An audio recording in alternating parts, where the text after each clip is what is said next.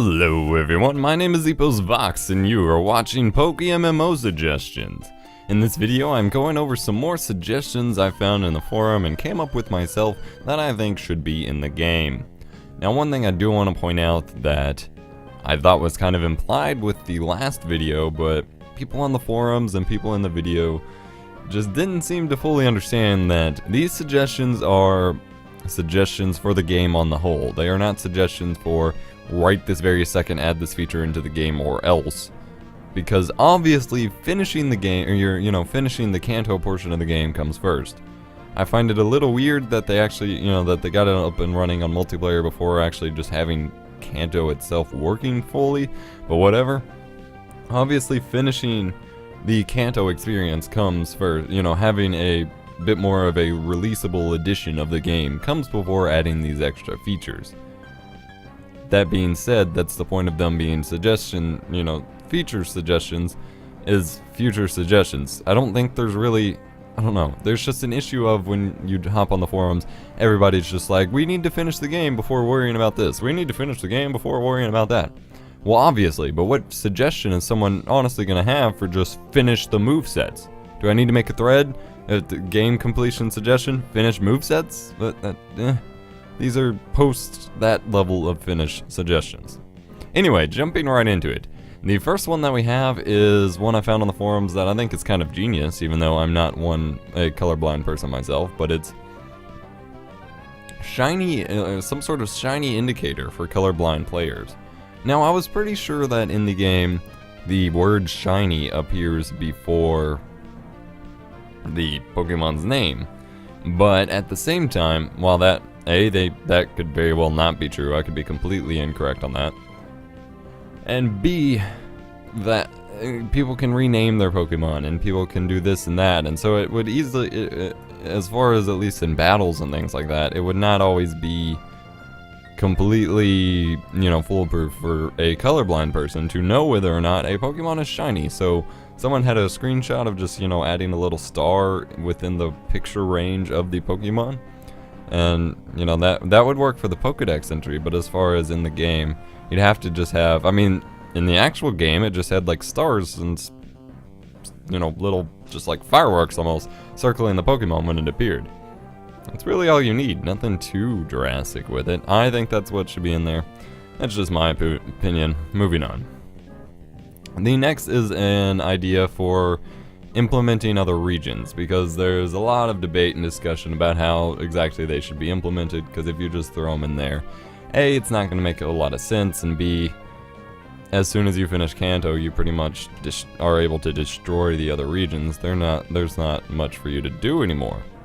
But a good suggestion I read is that after you complete the Kanto region and beat the Elite Four, Professor Oak can give you an SS Anne ticket that'll take you to Johto. However, the Pokemon League officials will force you to deposit all of your Kanto region, Kanto captured and trained Pokemon into the PC until you get a license to use them. Then you need to talk to Professor Elm, he gives you a starter and you complete that Pokemon League's challenge, you go all the way through. After you beat that Elite Four, you get a license to use your previous region Pokemon in Johto, and then you can run train all you want, because at that point in Johto, your Pokemon would be about the same level already. And then just rinse and repeat for each region. So then you go to Hoenn, deposit all the first two sets again, get one from Birch, and keep going. I think that is a fantastic idea. There were some people who just randomly decided that, I'm just not going to play PokéMMO if that's what it's going to be. Well, no one cares, okay? That is a well thought out and frankly really, really balanced idea. Your Pokemon get deposited, you start over, you're not, you don't have to fully just start over your Pokemon experience, and you do get to use those Pokemon later on and re-EV and IV train them. That works out great, and then they could implement literally all the regions that they can without there being too much of a conflict, and you still get an enjoyable Pokemon experience. Just my thoughts. One thing for the regions that I just thought of, actually, would be after, essentially it was established that you go into the regions, and then after you beat the Elite Four, you get to use Pokemon you had from any other region. Well, once all the regions are added into the game, new players and players who are making new characters should have the ability to start in whatever region they want. And I think, you know, the whole layout of not using your Pokemon yet and starting with a new starter actually really, you know, allows for that. It really facilitates that. So I think after the regions are added, players should be able to start in whichever region they want, and there should be various ways of connecting and being able to go to all the regions. I think that would be really cool. Also being able to fly, at least, you know, fly to a certain point in the region that you're in, and then fly from that point to the next region. You know, like you could surf between Kanto and Johto in 2nd gen. Something like that, other than just taking a ferry nonstop, would be pretty cool in my opinion. Just adding those bits in. Next, which is one I had thought of a couple times, is something very simple, just a search bar for the Pokédex. The ability to just search for, you know, type in the name of a specific Pokemon and go right to it without having to scroll through all the numbers and all that stuff. Just literally, I want to search for Cyndaquil. Let me type CY, or, you know, just CY even, and you're good to go. Why not? That should be pretty simple in my opinion, but it might not be. Next is just another simple one, an audio notification for battle and trade requests. Now this is an issue with lots of games of just having way too many, you know, audio notifications, too many blips and bleeps and tings and jinglings and stuff, because you get them for leveling up and doing this and that. But you don't always notice when, like, personally, if I'm just running through a city, I'm not gonna immediately, like, I don't know, it really throws you off when you have to stop moving and this tiny little thing pops up, and if you're in the middle of menus or dialogue boxes, you may accidentally accept or accidentally decline battle or trade requests, and that can get kind of screwy. And personally, I don't know of any way to actually forfeit Pokemon battles. If I'm just completely missing something and you can do that in PokéMMO, please let me know in the comment section below so I can remember that for when you guys are kicking my butt.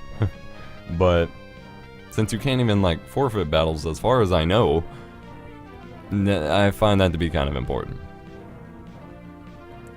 And this last idea is another kind of thought out one from the forums, and it kind of relates to my legendaries idea, but that is having co-op dungeons. Now what the person in the forum suggested was having custom ones made and custom areas of the map and stuff, but personally I think, like, essentially, you know, those rocket hideouts and things like that, those were all dungeons to me.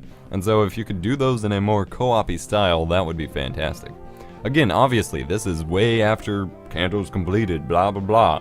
This is something that will require extra coding, completely different kind of gameplay mechanics, so it will take some time. But their idea was you could get a co-op buddy or party up like you would in a regular MMO and do double battles versus the enemies, and that way, you know, you get to actually do it co-op style. And you only control your own Pokemon unless, like, all of your Pokemon die, then you get to control one of your friend's Pokemon or something. But you get to go in there. Frankly, I think that would be a great use for the teams, because I see absolutely no other use for the teams in the game just yet, other than that. And then there'd be rewards, just like in other games. You'd have money, you know, you'd get a certain amount of money, or you would get experience, however that's touched on in a second. But you would get just like a set of experience, or you get like a special HM, a special item, something. Or even, I think they suggested like specific badges for it, just getting, you know, dungeon badges. And then they get to be replayable, but limited. Like, you get to go back to it with your co-op buddy and replay through them, but only after a certain amount of time. You don't get to just keep going through it, especially if it gives you XP. However, it was suggested that they don't give you any XP or levels, that it's just something you do to challenge yourself, which would be pretty cool, but I think you still get XP from regular MMO dungeons, and frankly that's what I like using them for, so kinda into that. And then the last bit of it was that the dungeons would scale in difficulty based on where you are, and frankly I think, you know, going across multiple regions, the ones in the later regions should be a bit harder. But yeah, that was just the last idea. Hope you enjoyed this video, guys. I want to see some really cool things go into PokéMMO, again, after it's completed. So, let me know what you guys think should be added to the game in the comment section below, and if you'd like to see more PokéMMO videos or other Pokemon videos, leave suggestions for that in the comment section below too. Make sure you like this video, add it to your favorites list, maybe add it to a playlist or something, and share it with your friends. Have a nice day.